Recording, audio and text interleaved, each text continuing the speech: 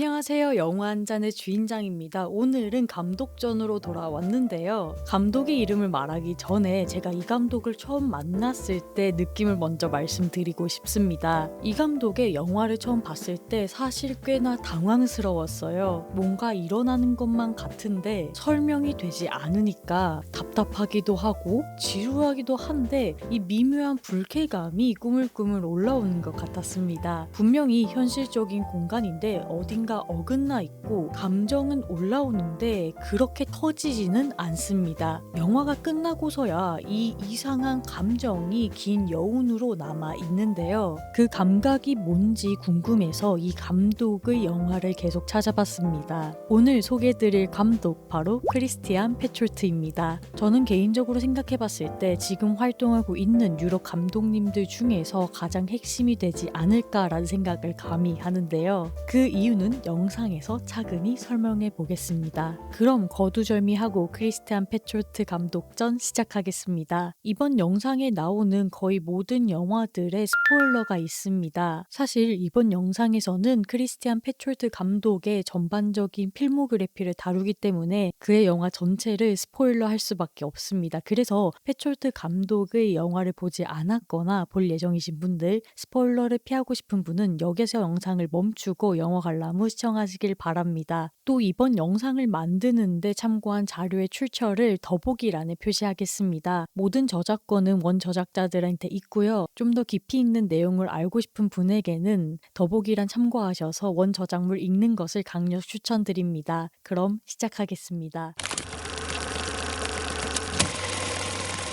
우선 감독의 일대기를 먼저 보겠는데요. 크리스티안 페촐트 감독은 1960년도 서독의 힐데스하임에서 태어났습니다. 이 연도가 좀 중요한데 1960년대생이라면 베를린 장벽이 세워진 게 1961년이거든요. 페촐트 감독이 한 살이었을 때는 이미 베를린 장벽이 세워져 있었던 겁니다. 그는 분단된 독일을 기억하는 세대가 아니라 분단된 독일이 당연한 현실에 있었던 세대입니다. 독일이 두 개로 나눠져 있는 나라라는 게 당연시 받아들이는 세계에서 성장한 것이죠. 서독과 동독 같은 언어를 쓰고 같은 역사를 가지고 있지만 하나는 자본주의의 세계, 하나는 사회주의 블록에 속해진 나라입니다. 그 분단의 감각이 페촐트 영화의 DNA로 새겨져 있습니다. 대학을 졸업한 후에 페촐트는 1988년에 베를린 영화 텔레비전 아카데미에 입학합니다. 여기서 페촐트는 자신의 평생의 스승이자 협력자가 될 사람을 만나는데요. 바로 하룬 파루키입니다. 파루키는 굉장히 특이한 감독입니다. 극영화보다 SA 필름 다큐멘터리 쪽에서 주력을 했는데 그의 평생 화두는 이미지가 어떻게 세상을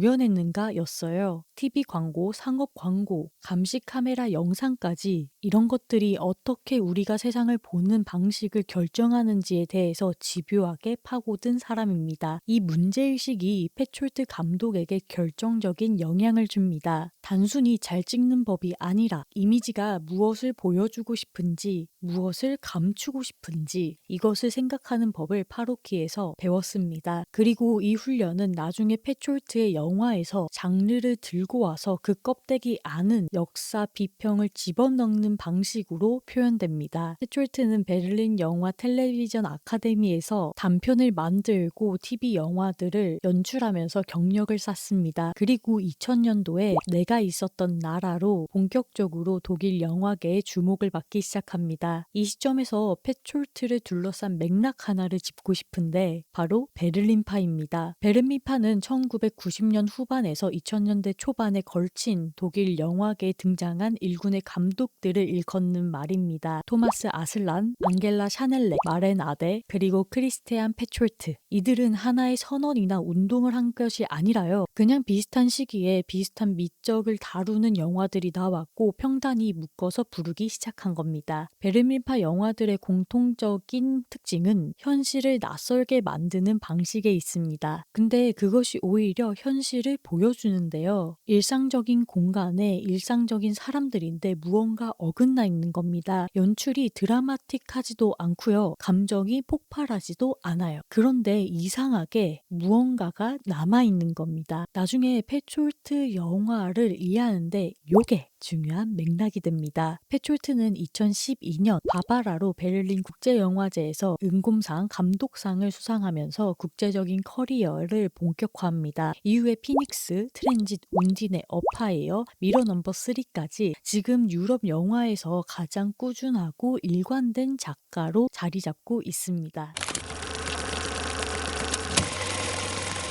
이제 감독의 필모그래피를 한번 보겠습니다. 내가 있었던 나라는 크리스티안 페촐트 감독을 처음으로 알린 작품인데요. 배경은 1990년도 포르투갈의 해안이 배경입니다. 등장인물은 단 3명, 남편, 아내, 딸, 예타입니다. 이 가족이 특이한 것은 독일을 빠져나와서 도망 다니고 있다는 건데 그 이유는 뭐냐면 부부가 1970년도 서독 극자 무장단체였던 적군파 소속이었기 때문입니다. 적군파는 1970년도에 서독에 실제로 존재했던 무장단체입니다. 독일 나치즘 청산 문제로 분노를 했던 극좌 성향의 청년들이 모여서 만든 단체인데요. 납치, 암살, 은행 강도들을 일삼았습니다. 그래서 서독 사회를 공포로 몰아넣은 존재인데 조직이 와해된 이후에 잔존 조직원들은 동독의 비밀 경찰인 슈타지의 보호 아래 숨어 살았고 통일된 이후에서야 그들의 존재가 나오기 시작했습니다. 이들은 독일에 있지만 독일에 있지 못하는 존재입니다. 포르투갈에 있지만 거기도 그들의 집은 아닙니다. 어디에도 속하지 못한 사람들입니다. 딸 예타는 이 삶에서 완전히 벗어나고 싶어 합니다.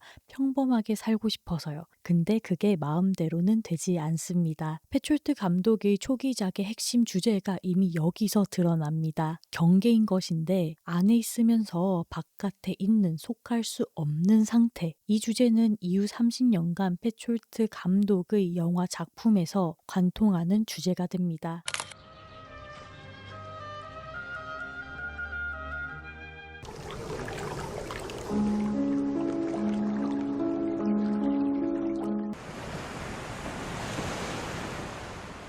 이 다음으로 유령 3부작으로 불리는 유령들 옐라, 예리코를 보고 싶은데 2000년대 중반 페촐트는 하룬 파로키와 공동 시나리오 작업을 쓰면서 3편의 영화를 만듭니다. 이 3편의 영화는 앞에서 말했듯이 향후 유령 3부작이라고 불리게 되는데 3편 모두 여자 주인공들이 어떤 의미에서 유령처럼 보이는 존재이기도 하고 3편 모두 통일 직후 독일의 해결되지 못한 것, 않는 것을 배경으로 삼습니다. 우선 유령들을 먼저 보겠습니다. 베를린을 배경으로 하는 영화고요. 두 젊은 여성이 등장합니다. 닌야는 베를린 시설에서 자라난 고아이고 프랑스와는 부유한 프랑스 여성입니다. 그리고 세 번째 여성이 등장하는데 이 여성의 이름은 마리입니다. 마리는 납치된 자신의 딸을 찾고 있습니다. 이 세 사람이 베를린의 공원에서 우연히 만나면서 이야기가 시작되는데요. 이 영화에서 인상적인 것은 베를린을 다루는 방식입니다. 통일 이후에 베를린은 유럽의 가장 화려한 도시 중의 하나로 성장했습니다. 트렌디한 카페, 파티, 이민자들의 문화, 이것들이 가득한 근사한 도시 이미지가 형성되었죠. 그런데 페촐트의 베를린은 다릅니다. 사람들이 가득한 공원인데 아무도 연결되지 않아요. 쇼핑몰 아케이드에 젊은 사람들이 서성거리는데 그 공간이 이상하게 따뜻하게 보이지 않습니다. 사람이 있는데 없는 것 같은 도시가 되는 것이죠. 그리고 닌야는 마리의 잃어버린 딸일 수도 있고 아닐 수도 있습니다. 영화는 그 진실을 알려주지 않은 채 등장인물인 닌야마저 무지에 몰아넣습니다. 정체성이 없는 사람들이 존재하지 않는 연결을 찾아가는 도시의 이야기입니다. 다음이 2007년도에 나온 옐라인데요. 이 옐라는 유령 3부작의 핵심이 됩니다. 옐라는 구 동독 지역의 작은 도시인 프리츠 발크에 살고 있습니다. 서독의 한 회사에서 일자리 제안을 받고 이사를 준비하는 중입니다. 그런데 전 남편이 벤이 나타나서 자기도 서독으로 같이 가자면서 막 떼를 쓰기 시작하는데 벤은 그녀를 강제로 차를 태워서요. 강을 가로지르는 다리에서 그냥 강으로 돌진해 버립니다. 근데 여기서부터 영화가 이상해지기 시작합니다. 옐라는 살아남아서 하노버에 도착을 해요. 새 직장에 다니기 시작하고 투자사 직원인 필립을 만납니다. 두 사람은 함께 기업 인수합병을 하면서 가까워지기도 합니다. 그런데 이 하노버에서의 이야기가 계속 어긋나요. 공간이 이상하고 호텔 복도가 너무 조용합니다. 옐라의 행동이 약간씩 어긋나 보이기도 합니다. 뭔가 꿈같이요. 그리고 마지막에 알게 됩니다. 스포주의! 옐라는 다리에서 죽었어요. 우리가 보고 있었던 하노버에서의 이야기는 그녀가 강물 속에서 죽어가면서 꾸는 마지막 꿈입니다. 이 영화에서는 꽤 뚜렷한 사회적 맥락이 있습니다. 구동독과 서독의 경제적 격차 문제입니다. 통일 이후에 독일에서 구동독 지역은 경제적으로 훨씬 뒤처져 있었어요. 옐라가 살던 프리츠 발크 같은 소도시들은 인구가 줄어들고 일자리가 없고 젊은 사람들은 그 지역을 빠져나가는 것이죠. 그래서 엘라도 떠나려고 한 겁니다. 그리고 그 떠나려는 시도가 죽음으로 끝나는 겁니다. 베니라는 전 남편, 그러니까 구동독에 발이 묶여서 떠나기를 실패한 남자 때문에 떠날 수 있는 기회가 있던 여자인 옐라가 죽는 겁니다. 펠초트는 이 구조를 통해서 독일 통일 이후의 구동독 지역 사람들의 경험을 이야기합니다. 새로운 세계로 가고 싶은데 과거가 붙잡는 것, 그 과거에서 벗어나려다가 소멸되는 것.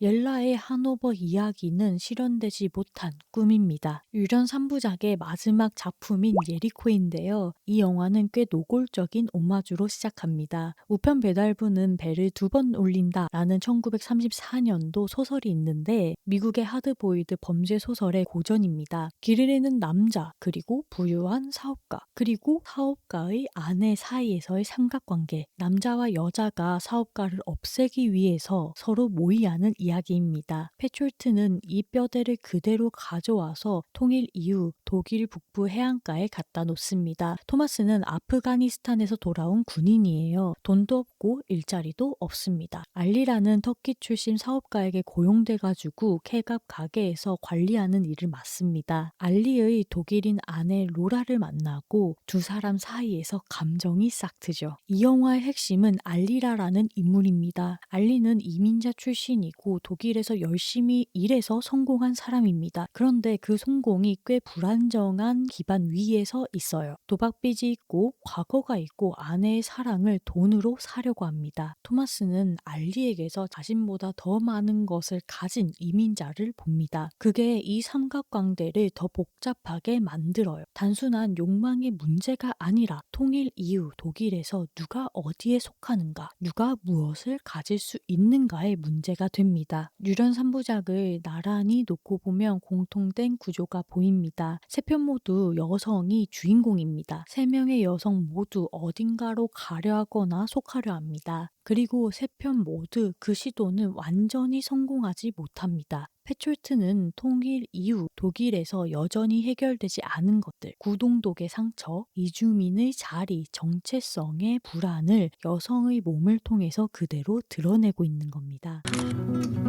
Lass mich nicht allein. Geh nicht weg.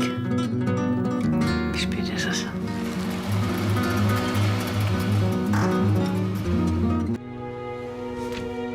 Mich gibt's gar nicht mehr. Erkennst du mich?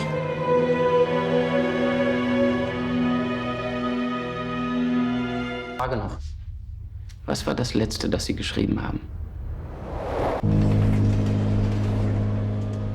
이제 독일 역사 3부작이라고 불리는 바바라, 피닉스, 트랜짓을 보겠습니다. 앞선 유령 3부작이 독일의 상처를 다뤘다면 이 3부작은 독일 현대사 자체를 파고듭니다. 우선 바바라는 1980년대 동독, 피닉스는 2차 세계대전 직후, 트랜짓은 전쟁 중 마르세유를 보입니다. 세 편 모두 역사적 억압 속에서 사랑하려는 사람들의 이야기예요. 그리고 세 편 모두 제임스 피셔가 말하는 바바라는 장르의 고고학 방식으로 장르의 껍데기 안에서 역사 비평을 집어넣습니다. 바바라 먼저 보겠습니다. 1980년 동독인데 바바라는 베를린의 병원에서 근무하다가 서독으로 탈출하려던 시도가 발각되어서 지방병원으로 강제 전보됩니다. 이 영화의 연출이 정말 독특한데 페촐트는 동독의 감시체제를 직접적으로 보여주지 않습니다. 비밀경찰이 신문하는 장면 그런 거 없어요. 폭력도 없습니다. 그 대신에 창문을 보여줍니다. 바바라는 영화 내내 창문 밖을 바라봅니다. 자전거를 타고 일하러 가는 길에 병원 복도에서 자신의 방에서 창문 너머의 것들, 나무, 하늘, 빛을 바라봐요. 그리고 우리는 그 시선을 통해서 바바라가 얼마나 그 공간을 벗어나고 싶은지를 느끼게 됩니다. 그리고 또 하나, 바바라는 걸어갑니다. 잔뜩 긴장된 몸으로요. 조금 과도하게 빠르게 직선으로 걸어가는 이 모습을 보자면 이 걸음걸이 하나로 감독이 감시당하는 사람의 신체적 긴장 표현을 어떻게 말했는지가 보입니다. 그래서 굳이 직접적인 연출을 하지 않은 거예요. 이미 몸에서 말하고 있으니까요. 여기서 안드레라는 의사가 등장합니다. 바바라에게 접근해 오는데 처음에 바바라는 그를 슈타지, 그러니까 비밀경찰의 스파이지 않을까라고 의심해요. 동독 사회에서 주변 사람들이 스파이라는 것은 당연하게 있을 수 있기 때문이죠. 불신과 의심이 천천히 무너지는 게 이 영화의 서사입니다. 마지막에 바바라는 선택합니다. 탈출할 기회가 왔는데 그 기회를 자신보다 더 절박한 이유가 있는 소녀에게 양보합니다. 그리고 이 선택이 뭘 의미하는지를 페촐트는 설명하지 않습니다. 하지만 그 순간이 영화 전체를 관통하는 질문으로 다가옵니다. 자유를 향한 탈출과 지금 이 자리에서 누군가를 돌보는 것 사이에서 선택. 이 영화로 페촐트는 베를린 영화제에서 은곰상을 받고 배우 니나 호스와 협력 관계의 정점을 찍습니다. 니나 호스는 페촐트가 필요로 하는 그 억압된 감정을 가장 잘 담아내는데 특출난 배우니까요. 이 다음이 2014년도 피닉스입니다. 이 영화가 페촐트 필모그래피에서 가장 강렬한 작품이라는 건 처음 봤을 때부터 확신했습니다. 세계 2차 대전 직후 독일 강제 수용소에서 살아남은 유대인 여성 넬리가 주인공인데 이 넬리가 수용소에서 탈출하면서 얼굴을 크게 다쳐가지고 성형수술을 받습니다. 근데 이 성형수술이 완전히 전의 얼굴로 돌아가는 것이 아니라 비슷하지만 조금 다른 얼굴로 돌아갑니다. 넬리는 전쟁 전에 노래를 하던 사람이었어요. 그리고 남편 요니가 있었는데 이 요니가 넬리를 나치에게 유대인이라고 신고한 사람입니다. 배신 때린 거죠. 아내를 팔아서 자기가 살아남는 거예요. 넬리는 이걸 알면서도 요니를 찾아갑니다. 이유는 명확하게 설명되진 않아요. 확인을 하고 싶은 건지 아니면 용서를 하고 싶은 건지 아니면 자기 자신의 무언가를 되찾고 싶은 건지는 알려주지 않습니다. 요니는 성형수술로 조금 달라진 넬리를 보고 그저 넬리와 비슷하게 생긴 여자를 보고 이런 제안을 합니다. 당신 내 아내 넬리 역할 해줄 수 있겠어? 넬리는 수용소에서 죽었는데 그녀가 상속받을 재산이 좀 있거든. 당신이 그 역할 잘 해주면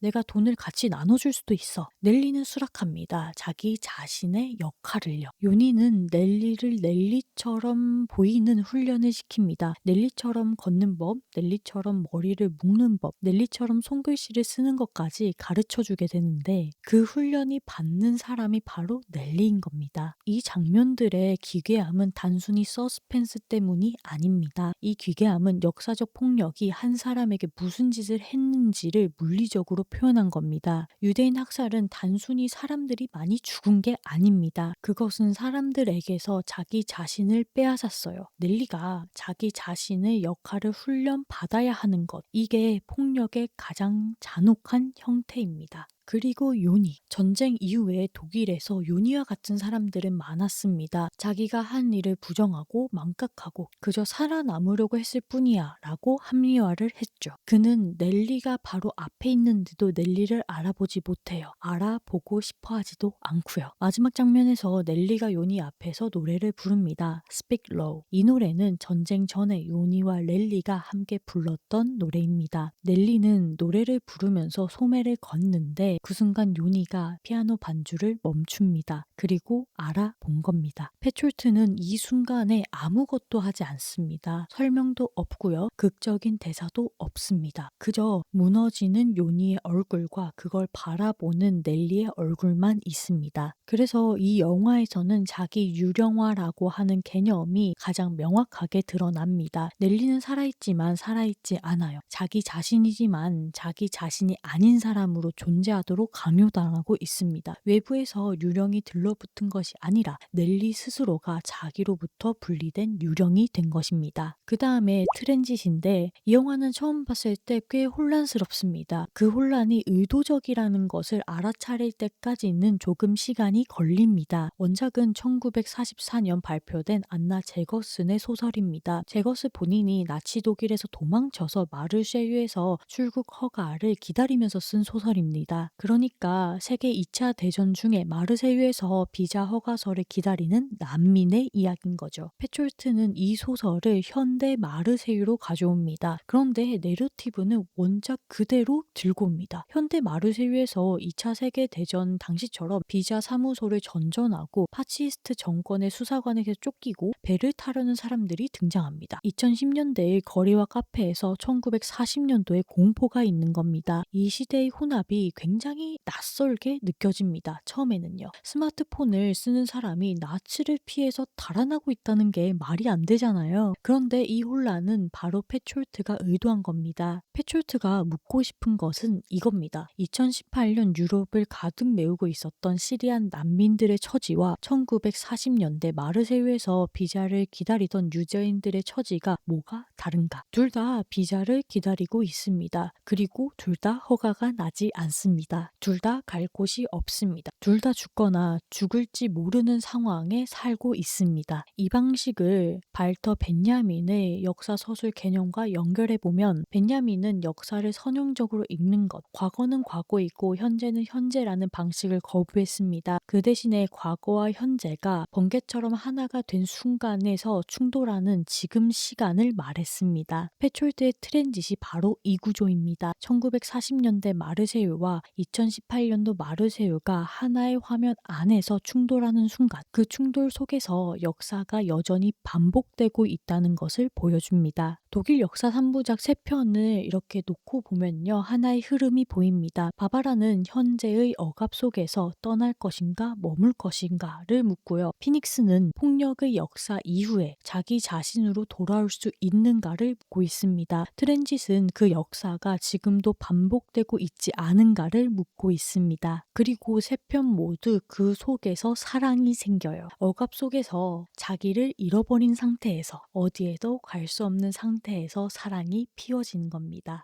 Du kannst nicht gehen.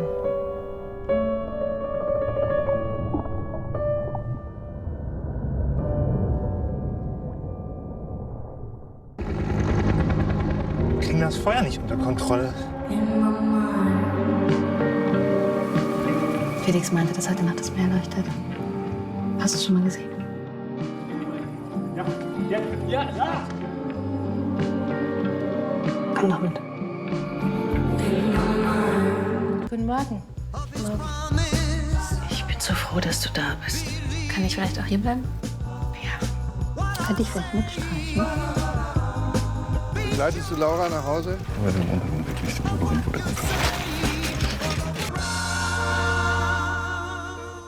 다음은 2020년대 만들어진 원소 3부작 운딘의 어파이어 미러 넘버 3를 보겠습니다. 원소 3부작에 들어서 페촐트의 방향은 조금 틀어집니다. 이전에는 독일의 역사적 현실을 다뤘는데 이번에는 신화와 자연으로 눈을 돌린 건데요. 물, 불, 바람을 각각의 원소로 삼는 3부작입니다. 3편 모두 배우 파울라 비어가 주연을 맡았어요. 그리고 3편 전체가 하나의 질문을 가지고 다른 각도에서 답을 내고 있습니다. 그 질문은 바로 상실 이후의 사람은 어떻게 다시 살아갈 수 있는가? 원소 3부작의 첫 번째 물을 담당하고 있는 운디네부터 보겠습니다. 운디네는 독일과 유럽 전역에 퍼져 있는 물의 정령 신화입니다. 물에 사는 요정인데 인간 남자와 사랑에 빠지고 그 남자가 그녀를 배신을 하면 그를 죽이고 물로 돌아간다는 신화입니다. 페촐트는 이 신화를 현대 베를린으로 가져옵니다. 운디네는 베를린의 도시 개발 역사를 강의하는 일을 하는데 그리고 남자친구에게 버림받는 장면으로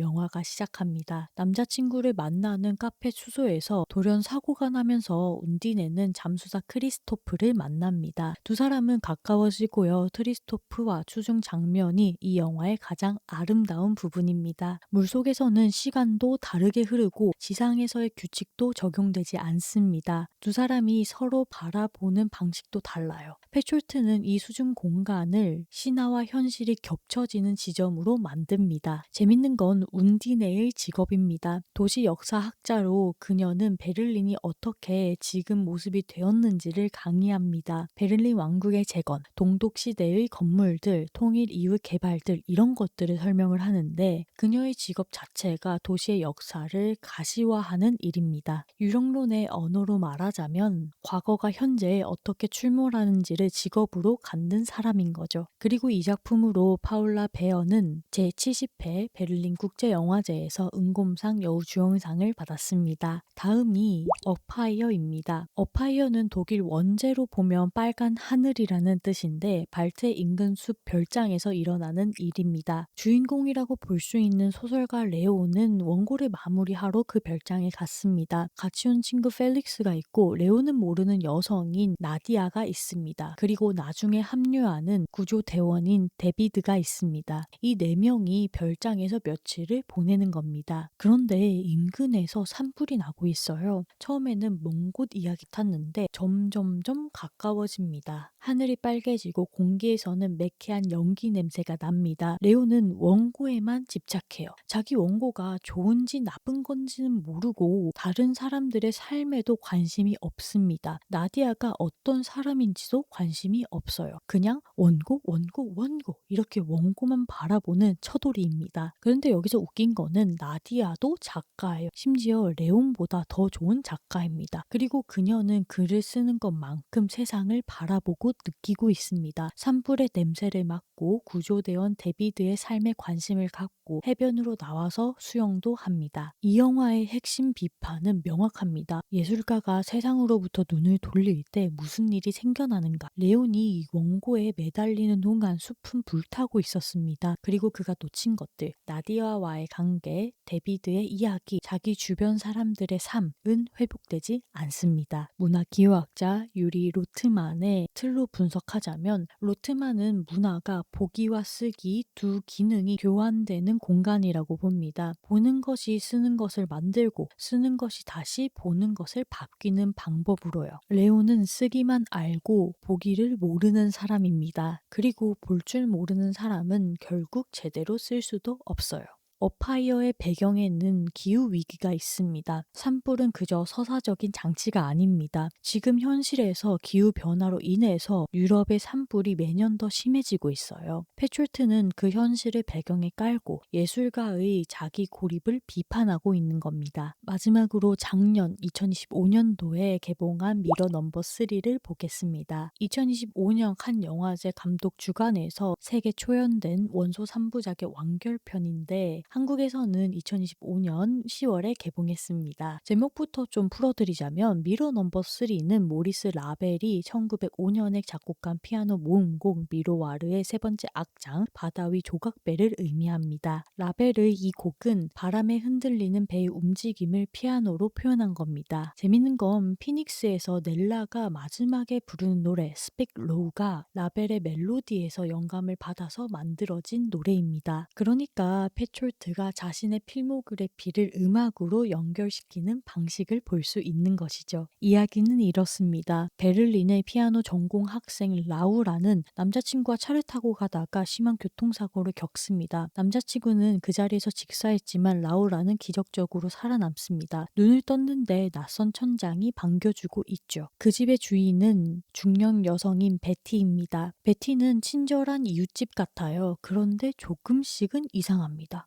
베티가 라우라에게 너무 친절한 거예요. 하지만 이것은 이내 알게 됩니다. 베티의 친딸이 얼마 전에 스스로 목숨을 끊었습니다. 베티는 그 상실에서 회복되지 못하고 있어요. 라우라를 보면서 죽은 딸의 모습을 보고 있는 거예요. 베티는 라우라를 딸의 이름으로 부르기 시작하기도 하고 딸의 옷을 입히고 피아노를 쳐달라고 해요. 딸이 피아노를 쳤거든요. 이상한 건 라우라도 이것을 거부하지 않는다는 겁니다. 연인을 잃고 충격 상태인 라우라에게 다른 사람의 딸이 된다는 것은 어쩌면 일종의 피난처가 되는 거예요. 자기 자신의 상실을 잠깐 내려놓을 수 있는 것이죠. 두 사람은 서로가 필요로 하는 것을 서로에게 찾아갑니다. 베티는 죽은 딸을, 라우라는 잠시 쉬어갈 자리를. 이 영화가 물어보는 질문은 예리합니다. 우리는 상실을 어떻게 극복하는가? 진짜 치유로서 극복하는가? 아니면 빈자리를 다른 것으로 메우는 대체인가? 그리고 그 대체가 위안이 된다면 그게 나쁜 것인가? 여기서 바람이라는 원소가 의미심장하게 작동됩니다. 바람은 눈에 보이지 않아요. 그런데 바람이 지나간 자리는 알 수 있습니다. 나뭇잎이 흔들리고 커튼이 부풀어 오르고요. 머리카락이 흩날립니다. 베티의 집 정원을 스치는 바람, 피아노 소리가 창문 틈으로 새어나오는 것. 패졸트는 이 보이지 않는 것들의 존재를 통해서 죽은 자들이 남겨놓은 흔적을 이야기합니다. 그래서 비평가들은 이 영화를 교과서적인 패졸트라고 평합니다. 큰 설명도 없고요. 통쾌한 해소도 없지만 그 여백 속에서 감각이 오래간다는 것이죠. 원소 3부작 3편을 나란히 놓고 보면 구조가 보입니다. 운띠네는 사랑의 탄생입니다. 그 사랑이 죽음과 어떻게 뒤엉키는지를 물이 주는 이미지처럼 깊고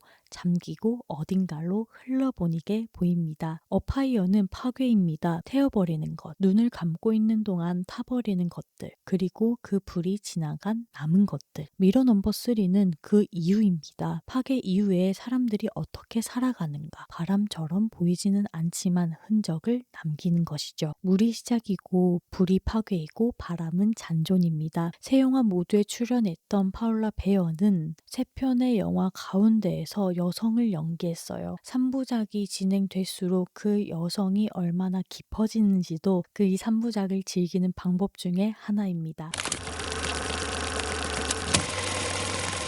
이제 전반적으로 패촐트의 필모그래피를 거의 다 살펴보았는데요. 이 필모그래피에서 나타나는 패촐트 영화의 특징을 살펴보겠습니다. 첫 번째로 유령론과 자기 유령화를 보고 싶은데 패촐트 영화에서는 유령이 가득합니다. 그런데 이 유령은 공포 영화의 유령이 아닙니다. 철학자 자크 데리다는 유령론이란 개념을 제시했습니다. 유령이란 현재에 완전히 속하지 않은 존재예요. 과거에서 왔지만 현재에 머무르고 있고 살아있지 않지만 그렇다고 해서 죽지도 않은 존재입니다. 데리다는 이 개념으로 역사의 상처, 해결되지 않은 과거가 어떻게 현재에 출몰하는지를 말했습니다. 옐라에서 옐라는 실제로 죽은 사람이에요. 피닉스의 넬리는 자기 자신으로 돌아오지 못한 사람입니다. 트랜짓의 게오르크는 다른 사람의 신분으로 살아가고 있어요. 미러 넘버 3의 라우라는 다른 사람의 딸이 되어가고 있습니다. 이걸 자기 유령화라고 부릅니다. 외부 유령이 씌워지는 게 아니라 주인공 스스로가 자기 자신에게 분리되어서 유령이 되는 과정입니다. 그리고 이 자기 유령화는 항상 역사적 폭력과 연결돼 있습니다. 홀로코스트, 독일 분단, 전쟁, 난민위기, 기후위기인 것이죠. 거대한 역사적 사건들이 개인의 몸과 정체성을 어떻게 파괴하는지 패촐트는 그걸 유령의 언어로 포착합니다. 그리고 프로이트의 언캐니, 그러니까 두려움, 낯섦의 개념도 여기서 중요합니다. 언캐니는 낯선 것에서 오는 공포가 아닙니다. 너무 친숙한 것이 갑자기 낯설게 느껴지는 감각. 오래 알던 사람이 갑자기 이상하게 느껴지는 집인데 집같이 않은 그 불편함을 말합니다. 패촐트의 영화 공간이 바로 이 언캐니한 감각을 만들어냅니다. 베를린의 공원, 마르세유의 항구, 발트인 인근의 별장, 다 실제 않은 공간인데 이상하게 어딘가 어긋난 느낌입니다. 이게 의도적인 거예요. 두 번째로 장르의 고고학을 다루고 싶습니다. 펠초트는 장르를 도구로 씁니다. 누아르, 서스펜스, 멜로드라마, 심리드라마 이런 장르의 껍데기들을 들고 와서 그 안에는 전혀 다른 질문들로 채워넣습니다. 제임스 피셔는 이걸 장르의 고고학이라고 불렀어요. 장르는 그냥 형식이 아닙니다. 제가 장르에 대해서 다룬 영상은 참고 부탁드리고요. 누아르는 2차 세계대전 이후 미국의 불안에서 탄생한 장르입니다. 멜로드라마는 억압된 감정을 배출하는 방식으로 발전했습니다. 페촐트는 이 장르를 발굴해서 그 장르가 탄생했을 때의 역사적 조건을 현재와 결합시킵니다. 피닉스는 서스펜스처럼 시작해서 홀로코스트 이후 독일 사회의 비판으로 끝나는 영화고요. 예리코는 누아르로 시작해서 통일 이후 독일의 계급 문제로 끝납니다. 이 방식은 발터의 벤야민의 지금 시간 개념과 연결됩니다. 장르의 과거와 현실의 현재가 번개처럼 충돌하는 순간 그 충돌에서 역사의 반복이 드러나는 겁니다. 다음으로 억압된 감정 연출을 보고 싶습니다. 페촐트 영화에서는 사실 눈물이 그렇게 많지 않아요. 터질 것 같은 순간은 굉장히 많은데 카메라는 늘 한 발짝 뒤로 물러서 있습니다. 페촐트는 멜로드라마식 감정 폭발을 거부합니다. 감정이 보여주는 최고조에 달하는 순간 카메라는 인물의 얼굴을 클로즈업하는 대신에 공간을 보여주거나 음악을 끊거나 장면을 전환해버립니다. 그러면서 그 억제된 감정이 어디로 가냐면 관객에게 그대로 가게 됩니다. 페촐트는 감정을 영화 안에서 소비하지 않고요. 보는 사람에게 남겨두는 겁니다. 그래서 페촐트 영화가 끝나고 난 다음에 한참 동안 무거운 겁니다. 그게 다 해소되지 않았으니까요. 다시 제가 너무 좋아하는 피닉스의 마지막 장면을 떠올려 봅시다. 넬라가 노래를 부르고 있고 요니가 피아노를 치고 있습니다. 그런데 요니가 넬라를 눌진 채는 순간 페촐트는 그 감정을 폭발시키지 않습니다. 그냥 그 두 사람의 얼굴만을 보여줍니다. 그리고 우리에게 감정의 무게를 통째로 넘겨버려요. 이것이 페촐트 연출의 핵심입니다. 결론에 대해서 좀 말씀을 드릴 건데 크리스티안 페촐트 감독의 영화에서는 해결되지 않는 것들이 참 많습니다. 죽은 자들은 완전히 죽지 못하고요. 살아있는 자들은 완전히 살아있지 않아요. 사랑은 이루어지지 않거나 이루어지는 순간 상실을 데리고 옵니다. 역사는 지나가지 않고 현재로 계속 침투해 옵니다. 미완결성이 불편할 수도 있어요. 깔끔하게 끝나는 이야기를 원하는 사람들에게 페촐트는 맞지 않을 수 있습니다. 그런데 저는 이 불편함이 페촐트 영화의 가장 중요한 미덕이라고 생각합니다. 우리가 살고 있는 세계도 사실 해결되지 않은 것들로 가득 차 있잖아요. 홀로코스트는 끝난 역사가 아닙니다. 난민 위기는 여전히 현재 진행형입니다. 기후 위기는 지금 순간에서도 더 악화되고 있습니다. 베티의 경우처럼 사랑하는 사람을 잃는 슬픔은 전혀 메워지지 않습니다. 페촐트 영화가 찜찜한 여운을 남기는 것은 그 해결되지 않은 현실을 그대로 관객에게 돌려주기 때문입니다. 그리고 그 여운 속에서 페촐트의 영화들은 당신에게 이렇게 묻고 있습니다. 당신은 유령이 되지 않기 위해 무엇을 하고 있는가? 이렇게 크리스티안 페촐트 감독전을 한번 말아보았는데요. 어떻게 영화들이 잘 소개가 되었는지 감독의 특성이 잘 소개가 되었는지 모르겠습니다. 이번에는 욕심을 부려서요. 감독의 전반적인 필모를 다뤄봤는데요. 영화가 굉장히 많잖아요. 그 중에서도 페촐트 감독의 영화를 시작하시는 분들께 가장 먼저 추천드리는 것은 단연코 피닉스입니다. 피닉스는 사실 반전을 알려주는 영화입니다. 처음부터 관객은 알고 있어요. 넬라가 요니에게 접근을 했고 요니는 넬라를 모른다. 마지막에 넬라가 이렇게 소매를 거둘 때 드러나는 요니의 경악 혹은 당황 이런 것들 다 알고 보는데요. 감독이 차곡차곡 쌓아놓은 그런 불완전한 심리를 한꺼번에 느끼기 때문에 마지막에 울리는 펀치 한 방이 가장 강한 영화입니다. 그래서 피닉스를 먼저 보시고요. 그 다음에 3부작들이 많잖아요. 유령 3부작도 있고 역사 3부작 그 다음에 원소 3부작 이렇게 있는데 저는 현재부터 과거로 가는 것을 추천드립니다. 오늘 영상은 여기까지입니다. 끝까지 시청해주신 여러분 참 감사합니다. 그리고 구독, 좋아요, 댓글도 항상 부탁드립니다. 그럼 다음 영상에서 뵙겠습니다. 모두들 안녕. 또 봐요.